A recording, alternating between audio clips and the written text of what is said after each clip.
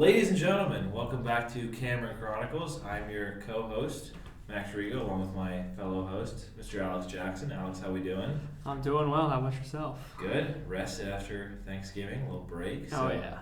We are joined as well. What were you going to say? I got the gut going after that turkey. Oh, God. We are also joined by first-time guest, I believe, correct? Yeah. So surprising that this is your first time. We have Em Adler, one of our women's basketball correspondents, and was also covering the PK85 up in Portland over the weekend, and also women's soccer from across the country. So 3 sports, but hectic weekend. But Em, you were on coverage for all things Duke, men's and women's basketball over the weekend. So how was that? I am dead. I am exhausted. I have slept about 9 hours in the past 2 days, and I think I'm happy to be here, but most of my emotions are too far gone at this point. Yeah, it was a hectic weekend. I wrote 6 articles in essentially 2 days. Yeah, so let's not bury the lead here. We'll get right to it. Duke goes 2-1 at the PK85 in the legacy bracket. Beats Oregon State 54-51 in the quarterfinals. Beats Xavier 71-64 in the semifinals on Friday, and then loses to Purdue 75-56 on Sunday in the finals. So 2-1-1 for the week. Duke falls from 8th to 17th in the latest AP poll that was dropped today. Alex, first takeaway from the weekend. Disappointment. I think, I wasn't expecting them to necessarily win the tournament. I didn't really care about that at all. I think the disappointing aspect was in just the quality of play that we saw at Duke this weekend. Kind of all 3 games, not the high level of basketball that we're used to seeing, especially starting out in that Oregon State game, a team that Duke was supposed to crush. They barely escaped, and it was really, not good. Between that and the Purdue game, they were really struggling to shoot from beyond the arc, and they picked it up in the middle there with Xavier, and I thought that trend might hold for the Purdue game, but it did not. So I have some big concerns with Duke right now, but I'll pass it around to Em before we get into that more. I guess I'll play a little bit of devil's advocate, but just because my expectations, I think, for this team weren't as high coming in. I don't think any of us at this point in time think they're, like a clear top 10 quality team. So I think coming from that perspective, like I did coming into the tournament, I won't say I was encouraged, but I wasn't too discouraged. Like the things we thought were bad, and the things we thought were good were kind of good. They're showing signs. Dariq Whitehead hits some, crazy shots this weekend. The more he gets minutes in, the more he's, comfortable with this offense of this team. It's going to be huge for the offense. Dereck Lively's defense is still good, but he also has massive problems with fouling that essentially, I think, cost them the ability to make a run against Zach Edey in that game. They have fixable problems, but, this isn't the same team that we've seen over the past few years that has the talent to paper over issues. You're looking at right now. I think we're looking at something more akin to 2020, 2021. Well, that team missed the tournament, so I was, you would think this team would not miss the tournament, but that's pretty disappointing to hear. Well, at this point in time, I think that's what you're looking at. Right. The bright side is we're at the end of November. You've got 7 freshmen on this team or something? Yes, 7 freshmen. Yeah, and a bunch of them are starting to look better than they have before. You still have months to get this right. Yeah, I think Tyrese Proctor showed some signs against Purdue. Yeah, I thought Proctor was awesome. That was electric. It's what we've been waiting to see out of him, like his ability to cut around the paint and really attack the rim from different angles, even as a smaller guy. So I think of all the things to take away from this tournament, Proctor's growth was kind of my big win for Duke. Yeah, 100%. And we saw it against Delaware, but this is Purdue. This is a different beast.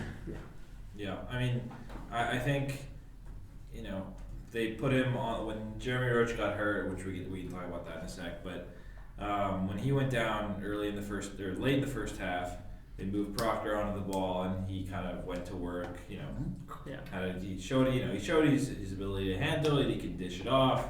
He's able to hit the mid-range jumper. He's a guy who excels with the ball in his hands. again, I've been saying, I think since the beginning of the season, that I think he should be the sixth man. He should be the starting point guard for the second unit. But quite frankly, based on their depth, it doesn't look like they really can have a second unit. But yeah, I was encouraged by Filipowski all week. He still is not very efficient from the field. 5 of 13 against Oregon State, 4 of 10 against Xavier, and against Purdue. 5 of 11, a little better. 2 of 4 from 3. So probably his best game efficiency-wise was actually against Purdue. I'll say that you can take for like the Oregon State. What he was saying is hard. You can't really do 5 of 13, but 4 of 10, 5 of 11. You can take that for him getting to the line. As much as he does. Yeah, he got to the line 9 times against Oregon State, 4 times against Xavier, and just 3 times against Purdue. But against Oregon State, I mean, Duke is nowhere near winning that game without him. 19 points, 14 rebounds, really good defensively. Like even when he was switched on to guards. Just a really good job. Him and Ryan Young saved Duke against Oregon State, which sounds kind of crazy to say, but I've been pretty impressed with Ryan Young's grit and his passing ability inside. Like honestly, I think he's a much better passer than I expected from the post. Sure, yeah. But yeah, I think he's been a nice, is he a starting center? Probably not. With Lively fully informed, no, but he's a good guy to come in for 15 minutes, give you 8 and 4. So yeah, let's talk about Lively for a second. Yeah. I think oh boy. he, at least our sentiment around what we've been talking to amongst each other with is that how was he the number 1 overall recruit to this class? I mean, I get that he was injured to start the year and he missed a lot of practice, but he's had a lot of games back now.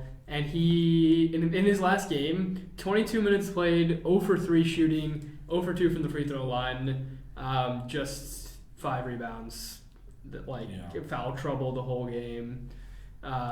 It was, I get he was matched up against Edey, who definitely had a ton of size on him, which you won't hear very much the rest of the year. But it's been really bad for Lively, and there's no sugarcoating that. I think Shire needs to sit down with him one-on-one and just kind of look through all of his time on the court, look at where he's standing, where he's moving, how they're moving off the pick and roll.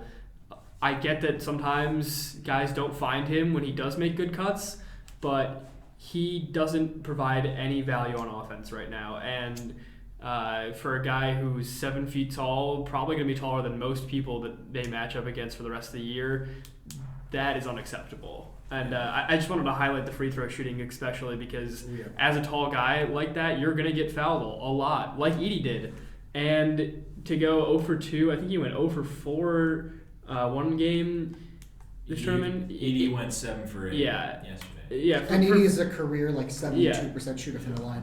It is pretty much inexcusable to create that little impact on offense as not only the number 1 recruit, but as the starting center for a top 25 team. Yeah, I mean, on offense, he's just lost in space at the moment. You can't even run pick and rolls with him at the moment because he doesn't know how to roll or move through space. He can kind of set ball screens, but he's not even good at making contact there. His presence as a lob threat at least forces defenders to stick with him. But against better teams like this, Edey can help off of him when they have someone sticking in behind him, and so you don't really even have that advantage when you're not playing mid-majors. I'll say for his foul trouble, he has looked to me like a very good defensive center aside from the fouls. The problem with the fouls is he's just providing them at a rate that is unsustainable at this point. He's averaging over 6 per 40, which is obviously literally impossible because you will foul out.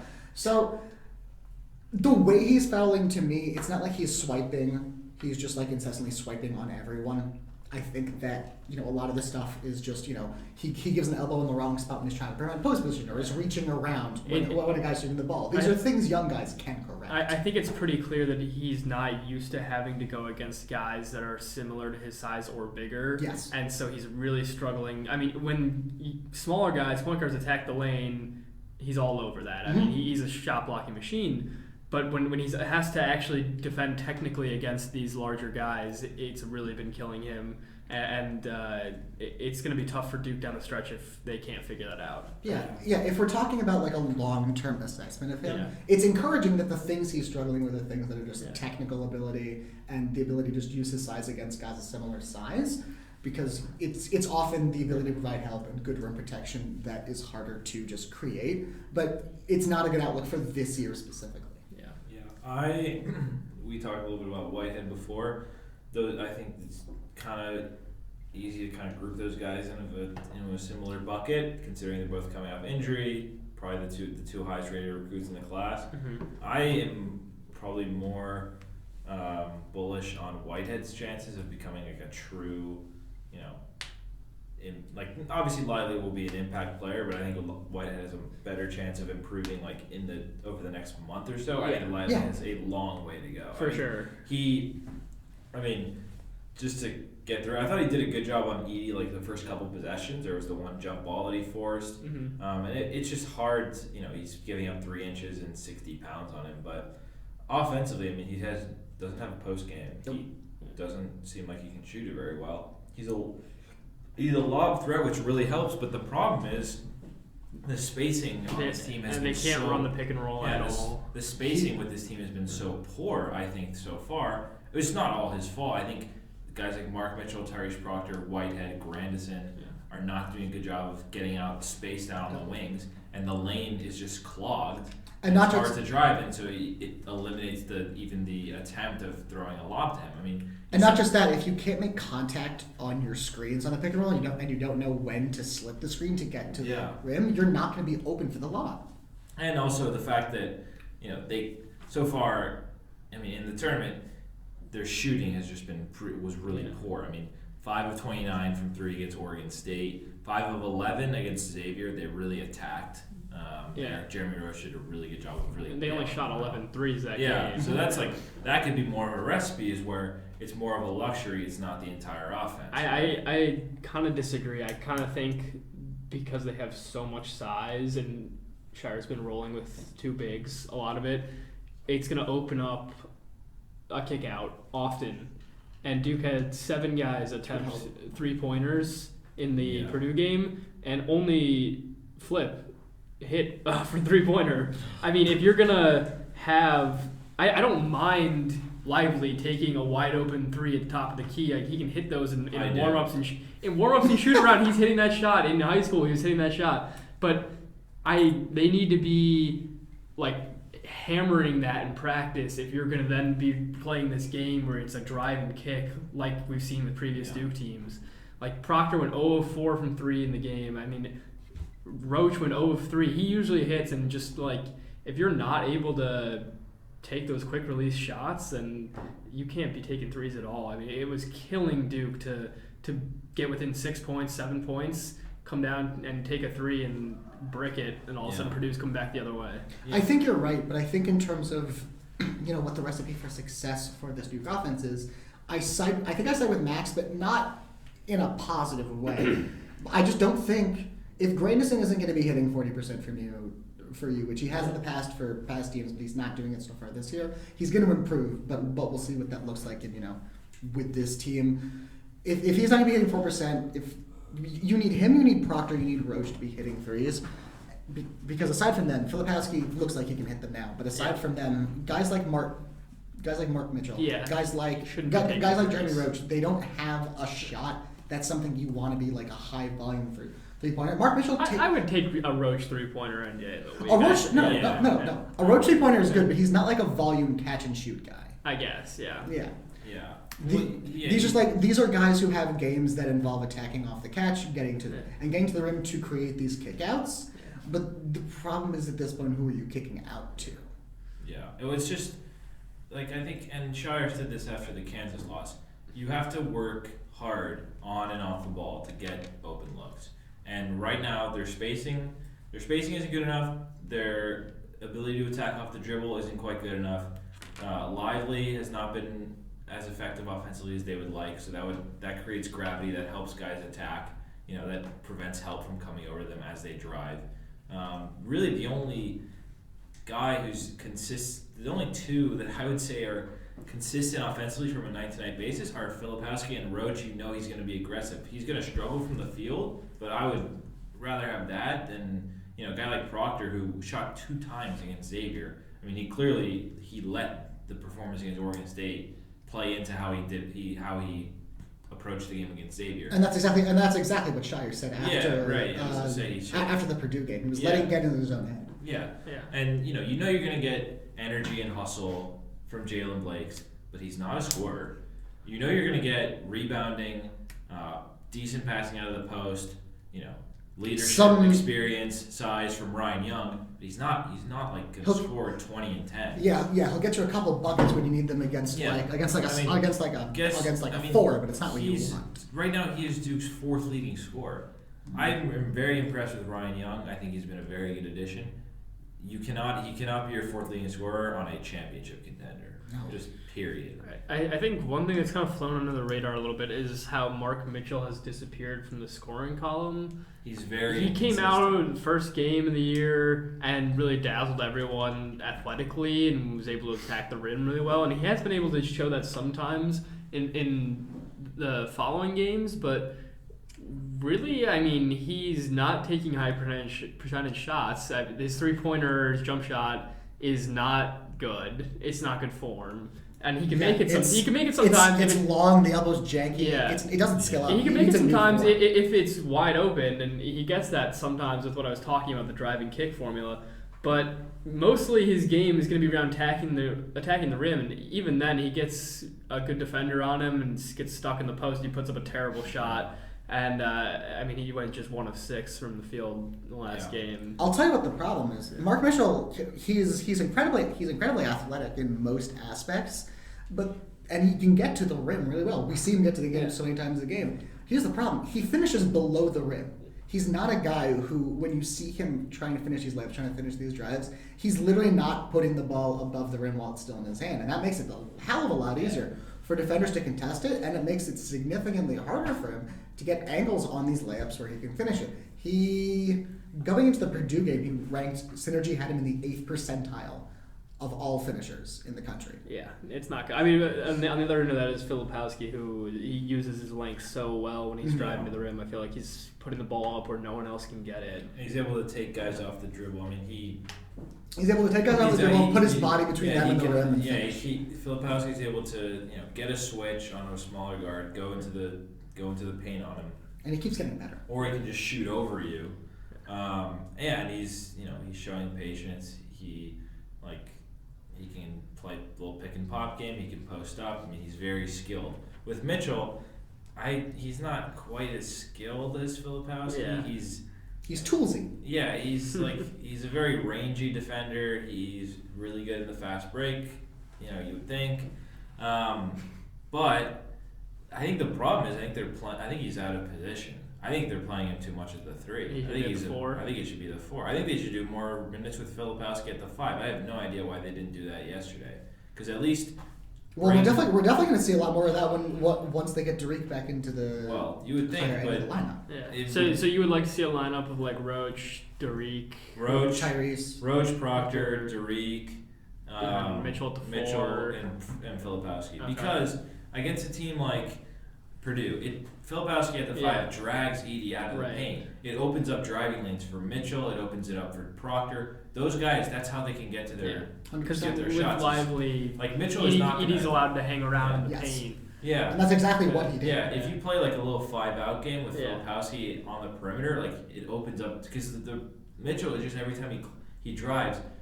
His defenders are already playing off him because he's not a naturally great shooter. Yeah. And if there's Lively and Filipowski in the game, if one of them is at least going to be in the paint, the guy's going to help.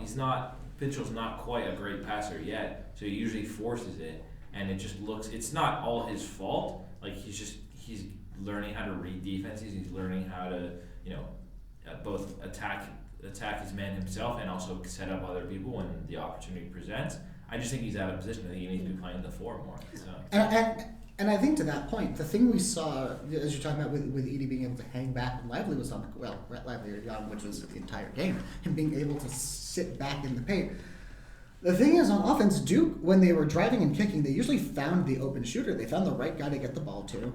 and that guy would get the ball, and then he'd drive his man off the line. And Purdue's guards did a decent job keeping the defender in front of them, but they're not the best defensively, and so Duke's drivers usually getting by their man. And when they got by their man, they would be standing 18 feet from the rim, and they would see a 7'4" guy standing right in front of them, and they'd pull up for a mildly contested mid-range pull-up, and which worked for the first 5 minutes, and then it's the hardest shot in basketball, and you're asking guys with mad jumpers to hit it. Yeah.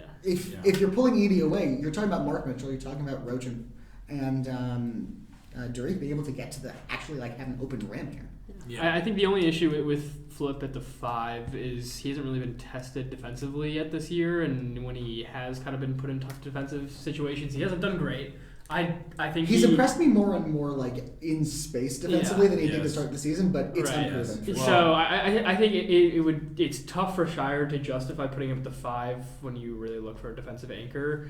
But I would certainly be interested in seeing that in the future as he develops more. Yes. I think the bright side is there aren't too many centers. There aren't too many Edis, Shashibwes, and Baycots who are gonna punish you for it. Yeah. That at least on Duke's schedule. Sure. Yes. I mean, they exist, but they're not. Yeah, this is kind of like the year of the big guy, but there's just not enough on Duke's schedule where I think they're really gonna get burnt.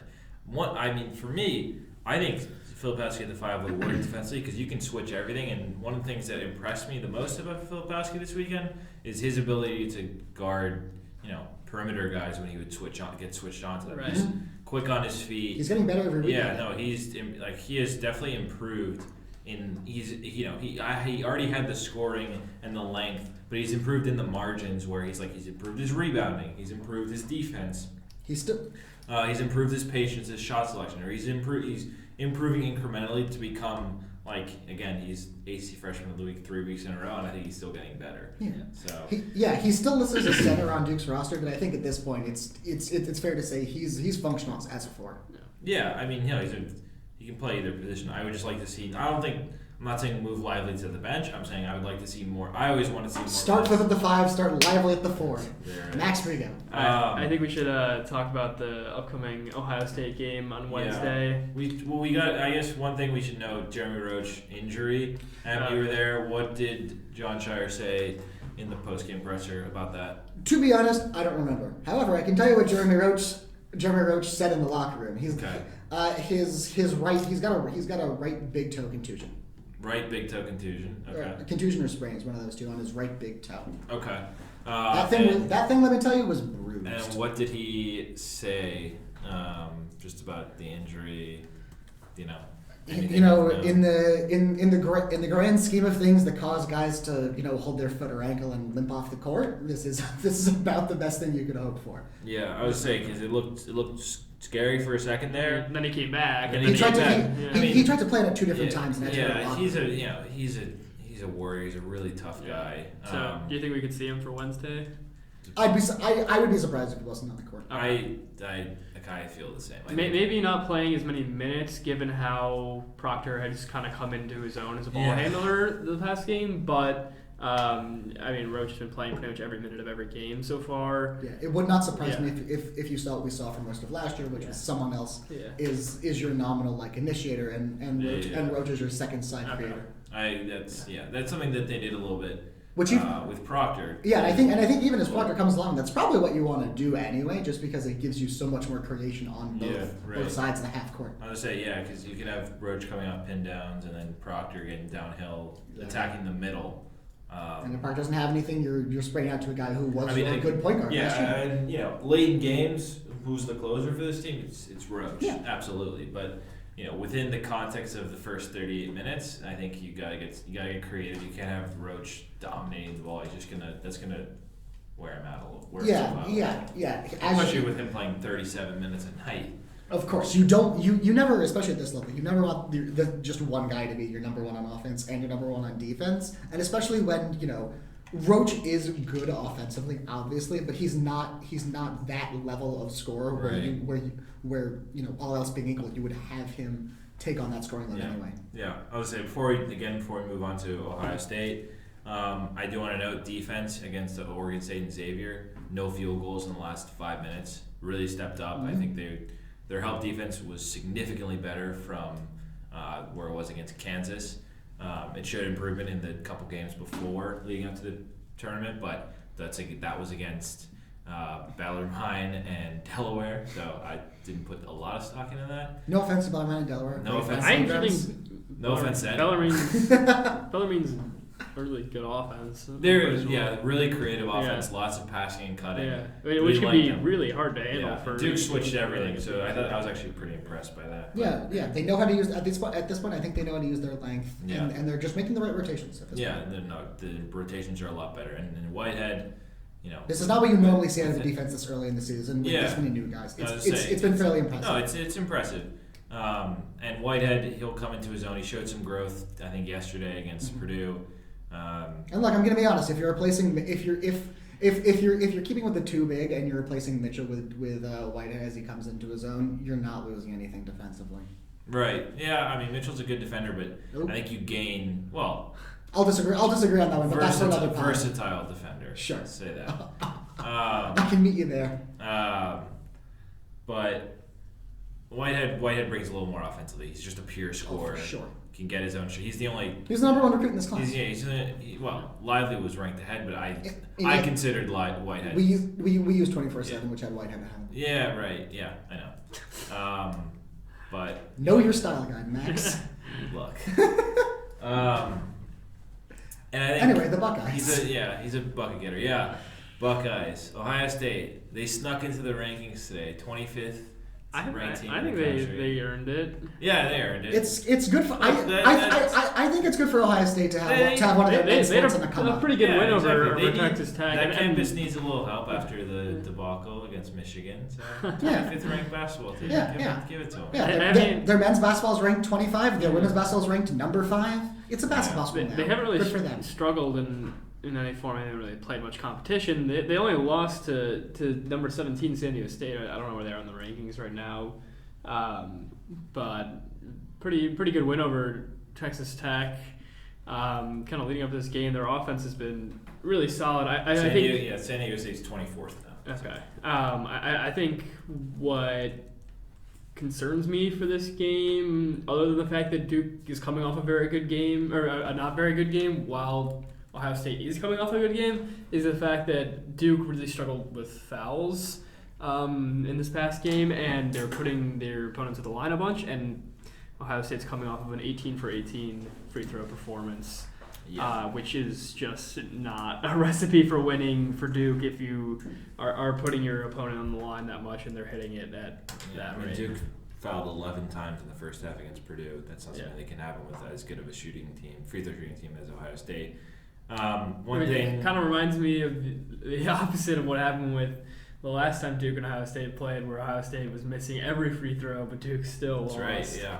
Yeah, I was going to say, a rematch of last year's AC Big Ten Challenge in Columbus. I was there. Duke completely gagged that game away at the end. Leading by double digits early in the second half, leading by 8 to 10 points from the 10-minute mark until roughly the 5-minute mark. Then Ohio State completely shut down Duke's offense down the stretch. E.J. Liddell, Zed Key really went to work inside. Zed Key, Ohio State's third leading scorer, averaging 12.5 points, 8.5 rebounds. Really good big. A little undersized for a power forward. He's a post power forward. He's 6'8", but really strong, really physical. Yeah, I think Duke's gonna have to take full advantage of their height for this game. Yeah. And I don't think that's going to be too difficult for them, just given the way Ohio State plays. Most of their ability to control the games that they've been in comes from they foul. They draw a lot of fouls, like you said. They get to the line and they don't foul. They control the boards. Yeah. These are not things that I'm too concerned about on Duke's end, other than Dereck Lively getting in foul trouble, as we mentioned before. But the thing with the Ohio State defense is they're not forcing a lot of turnovers. They're not getting a lot of blocks. They're not getting a lot of steals, and they're letting teams get downhill if they need to. Yeah. When we're talking about a Duke team that loves to get to the mid-range and wants to get to the paint if it can, and that's something Ohio State's giving up. On the other end, Ohio State, they're not too good from the mid-range. It's a little analytic friendly. We're talking about the line, getting to the cup, and hitting from 3. And again, other than the line, guarding, defending the paint, defending the rim against guards is what we have Lively on this team for. Mm-hmm. And we just talked about the rotations in terms of preventing the threes. The strengths Ohio State is looking at right now, I think, are things that just in this pod we've mentioned are relative strengths for Duke. Yeah, I think, of course, the big concern for Duke this year has been their offense, but kind of looking at Ohio State's last game, they shot 50% from the field, 52% from the field, 40% from the three-point line, and then 100% from the free throw line. Those are ideal numbers, and so this game is going to be on Duke's defense more than anything, which they've shown the ability to do. I think it's just going to come down to kind of what we've been talking about with who's going to make that adjustment from the last game of really not being able to defend anyone without fouling. I mean, last year, Ohio State won that game by slowing it down, pounding it inside, attacking the glass, getting to the line, missing a lot of free throws, but this year they're apparently a better free throw shooting team. Mm-hmm. I watched a little bit of their win over Texas Tech. They're a really well-coached team. Chris Holtman's a really good coach. They do not play at a very fast pace. They slow things down. They get into their sets.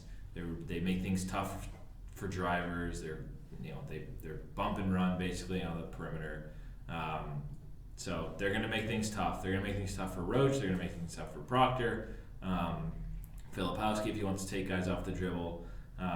So I think it's a super important game for Duke because it's their second to last chance for a quality non-conference win. Mm-hmm. They have Boston College on Saturday, which will open up ACC play, a little early ACC opener, but then they and you also need this bounce back win after Purdue. You got to get back on the right foot. And also it is, not to overstate it, but it's probably the biggest non-conference game, at least in my time, non-conference home game, at least in our time. Yeah. Our times here. They haven't had there hasn't been a home Big Ten ACC challenge since the Zion team, and we were not here for that, obviously. So back in 2018, but and obviously most of their big non-conference games. There wasn't it Illinois. Yeah, wasn't Illinois. But there was no fans. That doesn't count. No, that doesn't count. I'm saying that people that's an open, that's basically a scrim. That's there's no fan. It was a year full of scrimmages. Yeah, I'm not saying that year doesn't count, but it's different. I'm saying from a student perspective. Are you not saying that Baylor had a Mickey Mouse championship? No, they won that fair and square. They were a great team. Yeah, if you crush Gonzaga by 20 points. Exactly. I'm just saying it's different in terms of, I'm saying for the student body as a whole, they haven't had this type of game unless you took a gap year during your time here. There hasn't been a non-conference game like this, so that makes it a good opportunity for this team to get back on track, get their most quality non-conference win to this point against a team that in KenPom is ahead of Duke in KenPom, 19th, 6th offensively, 63rd defensively, tempo, like I said, 256th. In adjusted tempo, so this is a team. For reference, there's about 361 teams in Division One. So that's pretty low. That's pretty low. Quick question on how the lineups are gonna go out for this game. Do you think? So in the last game, Ohio State pretty much played their starters most of the way down. 30 minutes for all of them at least, and they tapped in the bench a little bit.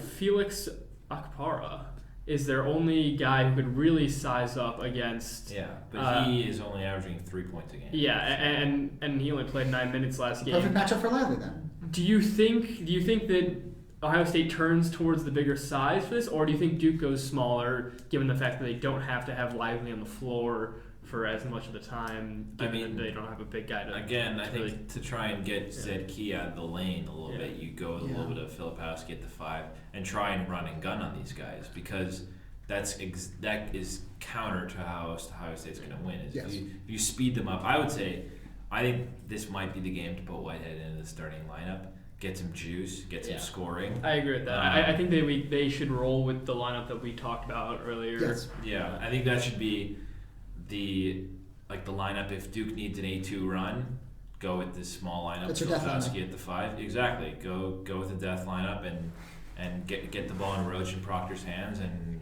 and get going offensively, get some fast break points, because Ohio State's going to make it tough in the half court. I mean, again, looking at their starting lineup, I mean, we should note he's back from last year, Justice Suing. He's averaging 14.5 points, almost 5 rebounds. Good kind of wing, number 14 if anyone is out there watching Ohio State games and they don't know who he is, but good guard, can get to his spots. Not the most efficient guy in the world, 43%, but will be a tough cover for probably Mitchell or Whitehead, whoever's guarding him. Maybe a little bit of Granderson. Ohio State's leading scorer actually is Bryce Sensabaugh, a freshman forward. He's averaging 15.8 points a game. I mean, they had another really good freshman last year, Malachi Branham, I believe. Sensabaugh's their leading scorer? Yeah. He came off the bench for them. In the last I know, yeah. So looks like he's a little bit of instant offense off the bench, shooting 53% from the field, 55.6 from 3. So they have some good 3-point shooting that Duke's gonna have to be aware of, because when Duke was making runs back in on Purdue, it was really the 3-point shooting that took them back out of it. Well, they're gonna have to run some of these guys off the line. They're gonna have to run Sensabaugh off the line. They're going to have Bruce Thornton. They're gonna have to deal with Thornton. Suing, he is not a great 3-point shooter. He career 30%. He's shooting 14% from this year. But he's taking them on volume enough that at least at the college level, if you take the volume and you can hit them, even if you're not hitting them a lot, that's enough to force this could be a game where could be a game where he gets hot. And again, this is a team that beat Texas Tech by 7 in the Maui Invitational. The Maui Jim Maui Invitational. Maui Invitational. Shout out to the sponsors. A Texas Tech team that brings back, Kevin O'Banner from the Sweet 16 team last year that gave Duke everything it could handle. Yes. That was a really good team last year, and they brought back one of their better players from last year. And I think it's going to be a really tough game, and I think it's really important. I think Duke, obviously Duke is not in danger of, falling onto the bubble or anything like that. The sky is not obviously falling, but, this is not, right now it's not a very good basketball team, I don't think. You would just hate to start the year 0-3 versus against your teams. Yeah, and your 3 biggest, your third toughest test so far. It's at home, chance for a quality home win, a quality non-conference win, some momentum going into the first ACC game, and some areas just to improve in some areas going to the this last stretch of really the non-conference late in the semester. I mean, I think it's a very important game. So any other thoughts? Can't disagree. One thing I do want to say before we get out of here is, so we are recording on Monday night. Yes. Yep. So if anyone listening to this hasn't seen the news by the time that they're listening to the pod, today the news came out that this is the last ever ACC Big Ten challenge. Moving forward, we'll have the ACC SEC challenge, which look, my primary cover is women's basketball. For me, this is awful news. On the other hand, for men's basketball, I mean, look, at some point in the future, we're going to get Kentucky and Cameron. Yeah, which think about Kentucky and Cameron, Arkansas and Cameron, Auburn and Cameron, Florida and Cameron, Alabama. It's gonna be fun. It's gonna be fun. I mean, it's a whole bunch of fun new teams. On the women's side, it's not, the SEC's been down the last couple of years, right? The SEC peaked really when they had 7 tournament-worthy teams in 2020, 2021. Yes, they are.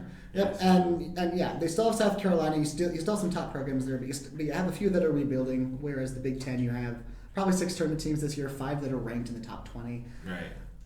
I'm gonna miss on the women's side, but I think looking at it from men's basketball perspective, this is extremely exciting. One thing, I think it's really good for men's basketball. I think it brings some different teams into the fold. One of the things that annoyed me about the ACC Big Ten Challenge is Duke seemed to play Ohio State and Michigan State a lot. And those are 2 great programs. I would have loved to have seen Michigan more. I know there's the political stuff with Maryland. I would have loved to see that more. I think Duke and Maryland just refused to play each other after how it went down with Maryland leading the conference. Yeah, that didn't surprise me, but I've been shocked we haven't seen more Duke Michigan. Yeah, only once. Yeah. And in Cameron. And Duke Northwestern too. Come on. Duke Northwestern is what the women's team keeps getting saddled with. I would say the women's team gets Northwestern, but They got Northwestern this year. They got them 2 years ago. They got them 4 years ago. Yeah, it's just I would have liked to have seen Wisconsin. Wisconsin a couple times, but not that much. Only one that there was the one game in 2014-15 on the road, but just a little. If they can get a little creative with the ACC games, there's a lot of potential. There's a lot of potential for Duke, Kentucky, North Carolina, Kentucky, Duke, Florida, Duke, Tennessee, North Carolina, Tennessee. I mean, you can get some regional rivalries going. Yeah, I was gonna say football. Exactly. Yeah.